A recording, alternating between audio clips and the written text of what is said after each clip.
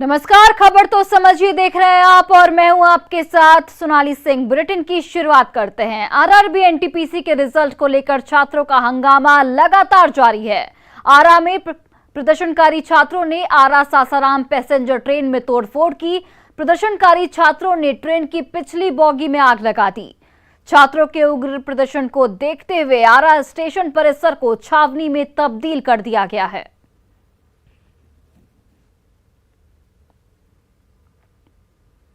और देखिए, पटना के सैदपुर में हंगामा कर रहे छात्रों पर पुलिस ने लाठीचार्ज किया। दरअसल रिजल्ट में धांधली का आरोप लगाते हुए छात्रों ने सड़क जाम किया था। जब पुलिस मौके पर पहुंची तो प्रदर्शन कर रहे छात्रों ने पथराव शुरू कर दिया। इसके बाद पुलिस ने लाठीचार्ज कर छात्रों को खदेड़ दिया है।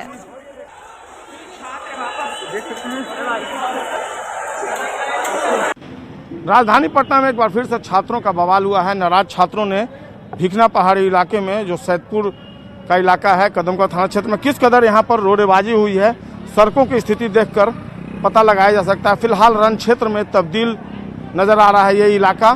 सड़कों पर फिलहाल पुलिस दिख रही है, एक तरफ छात्र हैं, दूसरी तरफ पुलिस, और ये जो पुलिसकर्मी हैं ये यहाँ पर नजर आ रहे हैं। सड़कों पर देखिए चारों तरफ बड़े बड़े ईंट और पत्थर इस बात के गवाह हैं कि किस कदर यहाँ पर पथराव हुआ है। और एक तरफ छात्र थे और दूसरी तरफ पुलिस। दरअसल रेलवे में ग्रुप डी की परीक्षा में जो बदलाव लाया गया है, इसको लेकर छात्र बेहद नाराज हैं।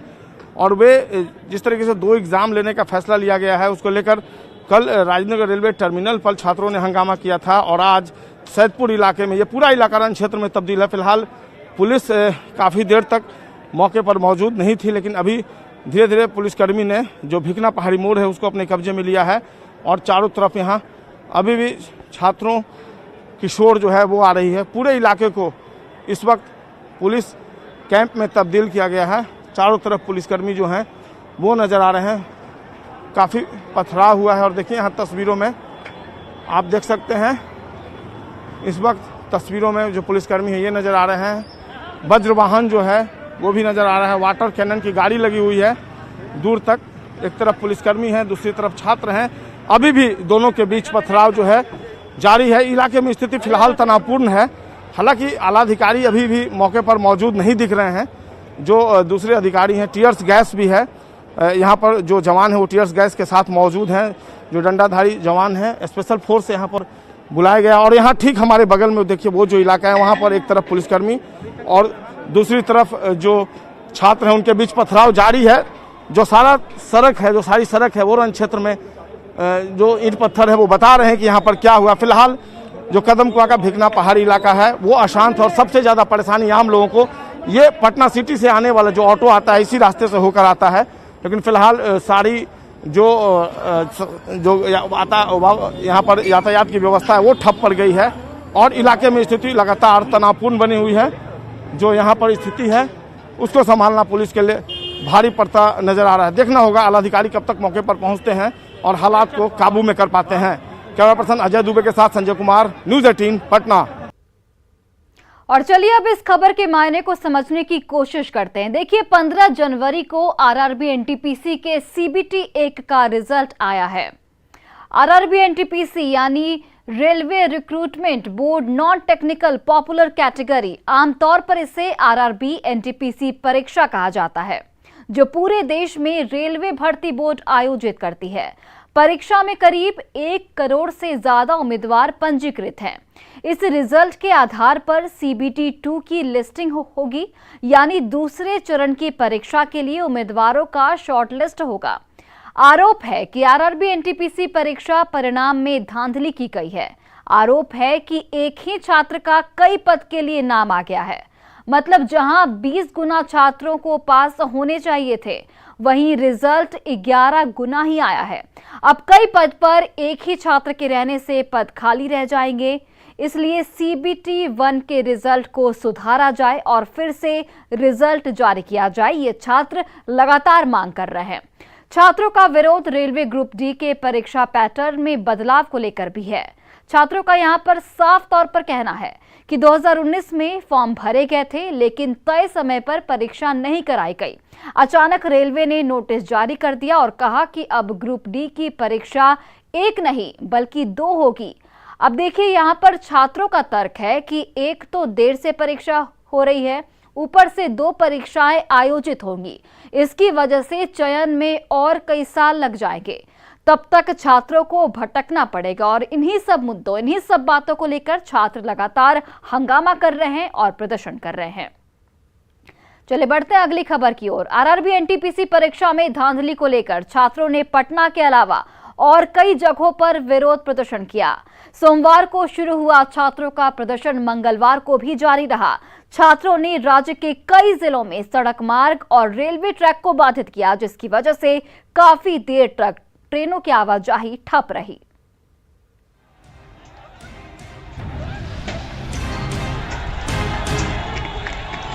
पत्थरबाजी की ये तस्वीरें नवादा की। नवादा रेलवे स्टेशन पर छात्रों ने जमकर हंगामा किया। छात्रों की पत्थरबाजी के चलते आरपीएफ और पुलिस के कई जवानों को चोटें भी आई। छात्रों ने रेलवे ट्रैक पर बड़ी बड़ी रेल पटरियों को रख दिया। ट्रेनों का परिचालन बाधित हो गया। काफी देर तक किऊल गया रेलखंड पर ट्रेनें जहां की तहां खड़ी रहीं। ये हाल सिर्फ नवादा का नहीं, रेलवे और एनटीपीसी की परीक्षाओं में धांधली को लेकर छात्रों का हंगामा लगातार दूसरे दिन जारी रहा। सोमवार को छात्रों ने पटना और आरा में रेल ट्रैक को बाधित किया था। मंगलवार को ये हंगामा नालंदा, छपरा, नवादा और फतुआ में जमकर हुआ। छात्रों ने जगह जगह रेल और सड़क मार्ग को जाम कर दिया।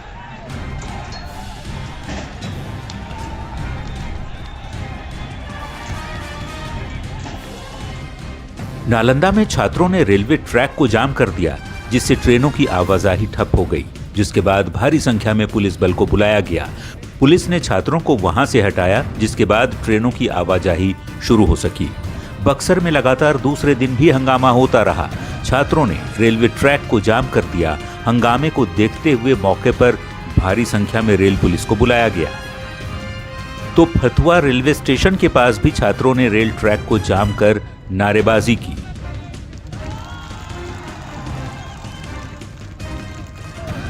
जबकि छपरा में छात्रों ने राजापट्टी रेलवे स्टेशन के बाहर रेलवे ट्रैक को जाम कर दिया। छात्रों के हंगामे की वजह से 7 ट्रेनों का रूट बदल दिया गया, जबकि दुर्ग Rajendra Nagar terminal south Bihar express को रद्द करना पड़ा। Bureau report, news 18।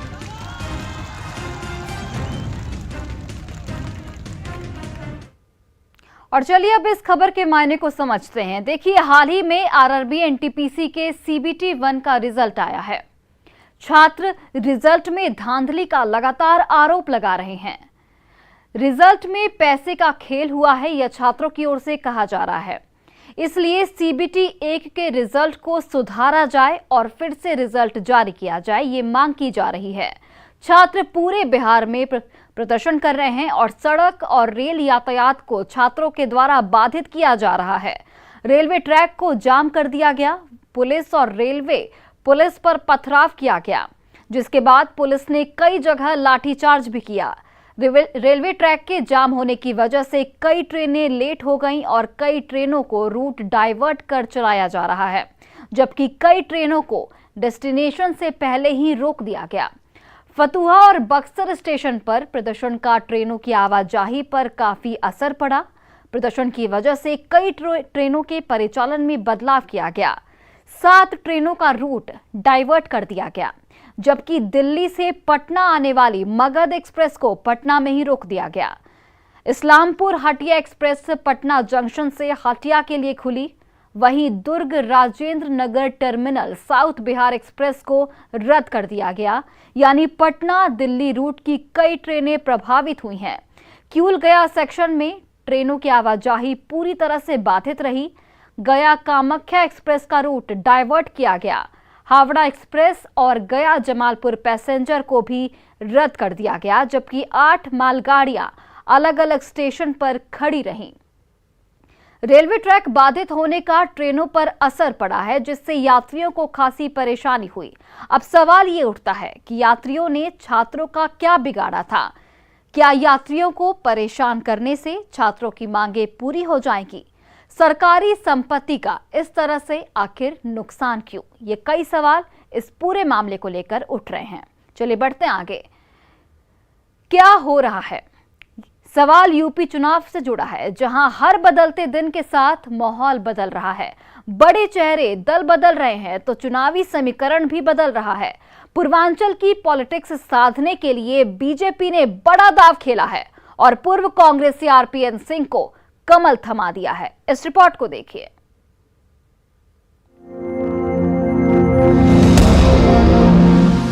यूपी में जारी दल बदल का खेल। तमाम लोग मुझसे कहते थे कि भारतीय जनता पार्टी में आपको जाना चाहिए। बहुत समय से सोचा, पर अंत में यही कह सकता हूं प्रधान जी, देर आए दुरुस्त आए। कौन होगा पास, कौन फेल? उत्तर प्रदेश को देश की एक नंबर बनाने के लिए आज हमारी साथ आरपीएन सिंह की ज्वाइनिंग हुई है।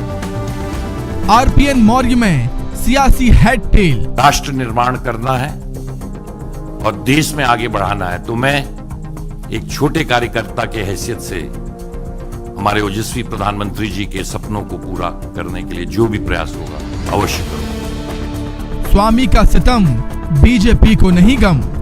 आरपीएन सिंह जी जैसे व्यक्ति भारतीय जनता पार्टी में आना, मोदी जी की नेतृत्व को स्वीकार करना, ये एक शुभ संकेत है। आगे क्या होगा रामारे? सच में सियासत हर पल रंग बदलती है। बीजेपी में 5 साल मंत्री रहे स्वामी प्रसाद मौर्य चुनाव आते ही समाजवादी के हो गए, तो कल तक जो कांग्रेस का हाथ मजबूत करने वाले आरपीएन सिंह अब कमल के साथ हैं। 32 सालों तक मैं एक पार्टी में रहा, ईमानदारी से, लगन से मेहनत किया, परंतु जिस पार्टी में इतने साल रहा वो अब वो पार्टी रह नहीं गई। ये लड़ाई आप एक दंभकारी सरकार, उनके अहंकार, उनकी एजेंसीज, पूंजीवाद, हर तरह के लांछन के खिलाफ लड़ रहे हैं और इसको लड़ने के लिए बूता चाहिए। ये सच की लड़ाई है, ये सिद्धांतों की लड़ाई है। इसको लड़ने के लिए बूता चाहिए, इसको लड़ने के लिए वीरता चाहिए, साहस चाहिए। और जैसा कि प्रियंका जी कहती हैं, कायर इस लड़ाई को लड़ नहीं सकते। कांग्रेस का लाल होना लाजमी है, क्योंकि पडरौना के राजा साहेब राहुल गांधी के कोर ग्रुप के मेंबर थे। टीम राहुल के सदस्य रहे ज्योतिरादित्य सिंधिया और जितिन प्रसाद पहले ही बीजेपी में शामिल हो चुके हैं। माना जा रहा है कि आरपीएन सिंह के कमल थामने में भी सिंधिया की ही अहम भूमिका है और इससे पडरौना की सियासत में बड़ा उलटफेर होगा। इस पर विपक्ष का क्या कहना है, ये भी सुन लीजिए। मुझे गर्व है कि मैं पूर्वांचल से आता हूं और पूर्वांचल में जिन योजनाओं के बारे में प्रयास किया जाता था, जो सपनों में देखा जाता था, आज उनको हकीकत में पूर्वांचल के लोगों ने देखा है और उसको उतारने का काम डबल इंजन की सरकार ने किया है। कि पेड़ से गिरे तो खजूर पैंट के जाए लड़ लें, पेट भर जाई। भाजपा में जा रहे हैं ना, पेट भर जाई, लड़ लेता ना, समझ में आ जाएगा। कोई मतलब नहीं है इन लोगों का, सब दगे हुए कारतूस वहां इकट्ठा हो रहे हैं। कोई मजाक नहीं, ये यूपी का चुनाव है।